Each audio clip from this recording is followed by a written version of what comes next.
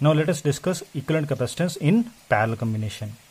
So equivalent capacitance क्या होती है? First of all, equivalent capacitance is defined as a single value of the capacitance which will store the same amount of charge with same battery potential as stored by the combination.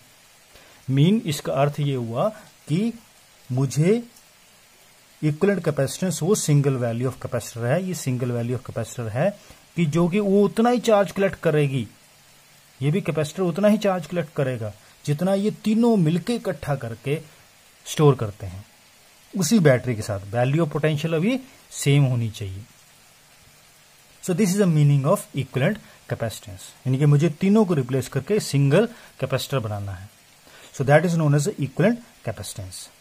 तो first of all उसको करने के लिए मैंने equivalent capacitance का formula derive करेंगे अब। तो for that I have chosen 3 capacitors.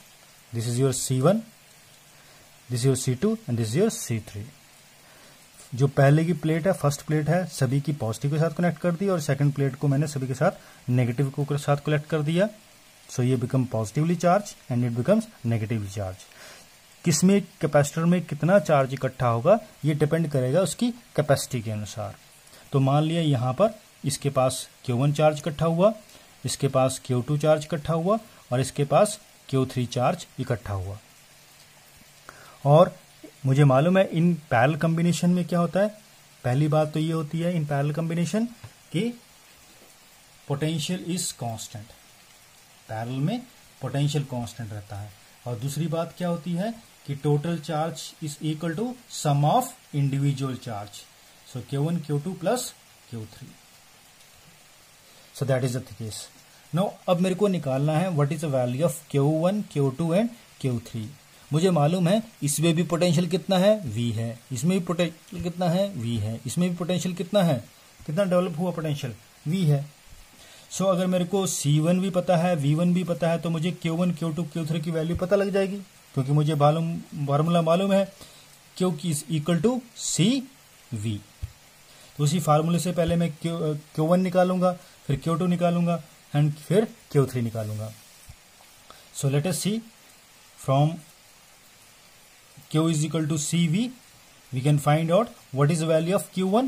Q1 कितना है मेरे पास, Q1 इस कैपेसिटर के लिए, इस कैपेसिटर के लिए C1 की वैल्यू कितनी, कैपेसिटर की वैल्यू कितनी है C1 एंड पोटेंशियल की वैल्यू V। Q2 कितना आएगा मेरे पास इस कैपेसिटर के लिए, सो दैट इज C, कैपेसिटेंस कितनी है C2 और पोटेंशियल कितना है V। Q3 is equal two similarly C3 and V। Now put these values of Q1, Q2, Q3 in this equation। इस इक्वेशन में पुट करनी है। तो that is in second equation में ये value of Q1, Q2, Q3 जो है वो सेकेंड इक्वेशन में पुट करेंगे। So then second equation becomes, so क्या है मेरे पास, Q total charge will be equal to how much, that will be equal to C1 V plus C2 V plus C3 V। तो यहां से देखो V कॉमन निकलता है तो मेरे पास क्या बचेगा C1 plus C2 plus C3। मुझे क्या करना है, इन तीनों को रिप्लेस करके एक सिंगल कैपेसिटर से रिप्लेस करना है जो कि उतना ही चार्ज कलेक्ट करे। ये तीनों इकट्ठे मिलके करते हैं तो इकट्ठे टोटल कितना चार्ज कलेक्ट करते हैं ये, वो तो Q है ना। Q is equal to Q1 plus Q2 plus Q3। तो टोटल चार्ज Q है तो इसका मतलब यहां से Q की चार्ज कितना आएगा, that will be C equal to V। सो ये इस इक्वेशन को मैं मान लेता हूं फोर्थ और इस इक्वेशन को मान लेता हूं मैं थर्ड। इस 3 और 4 से हमें क्या पता चला, क्यों, क्योंकि चार्ज कलेक्टेड बोथ सेम है, दोनों में सेम है। तो क्या है मेरे पास C equal into V is equal to V C1 plus C2 plus C3। तो यहां से V गेट कैंसल आउट, मेरे पास C इक्विवेलेंट क्या आया C1 plus C2 plus C3।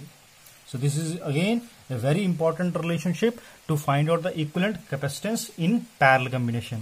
अब ध्यान से देखो, एक पैरेलल कॉम्बिनेशन में इक्विवेलेंट कैपेसिटेंस कितना आया, सम ऑफ इंडिविजुअल कैपेसिटेंस। अगर एक एग्जांपल करते हैं, फॉर एग्जांपल मेरे पास 2 कैपेसिटर दे रखे हैं C1 एंड C2. C1 है 1 माइक्रोफैराडे एंड C2 है 2 माइक्रोफैराडे.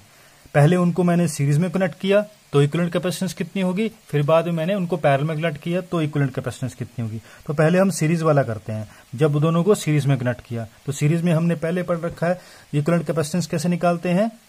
That is equal to 1/C equivalent is equal to 1/C1 plus 1/C2. तो ये वाला फार्मूला यूज करेंगे. ये अगर तीसरा दे रखा होगा तो 1/C3 आएगा. पर एक दूसरा भी है, their product by their sum. So equivalent capacitance क्या है, दोनों को प्रोडक्ट किया दैट इज 2 और उनको दोनों का सम किया that is 3. So this will be your equivalent capacitance in series. और पैरेलल में कैसे करेंगे, जब दोनों कैपेसिटर मैंने पैरेलल में लगा दिए.